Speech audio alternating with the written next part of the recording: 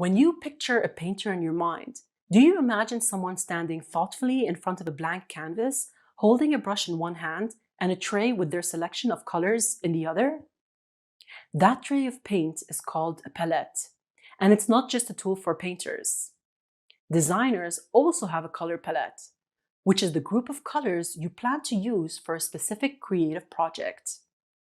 Just as a painter squeezes tubes of paint onto their palette before beginning to paint, you also choose a set of colors to work with before you begin designing. You can create a color palette in many ways.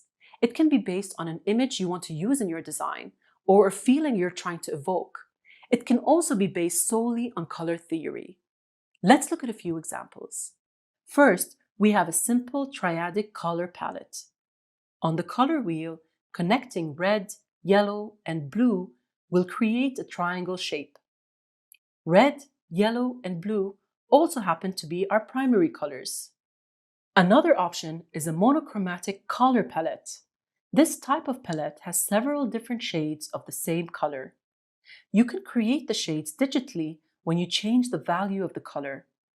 In this example, we see 4 different purples, each with a different value. There is a different amount of black in each sample, causing the shifts in lightness and darkness. Next, we have a summer color palette. This one isn't based on color theory, but rather a feeling I'm trying to evoke. I chose this group of colors by thinking about the colors of summer.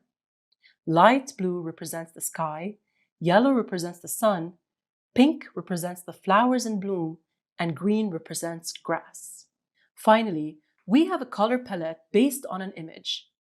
I decided to use this photo of cupcakes because it has a wide range of colors to work with. We can call it a bake sale color palette. However, knowing you want to use the colors from a certain image and actually creating the palette are 2 different things.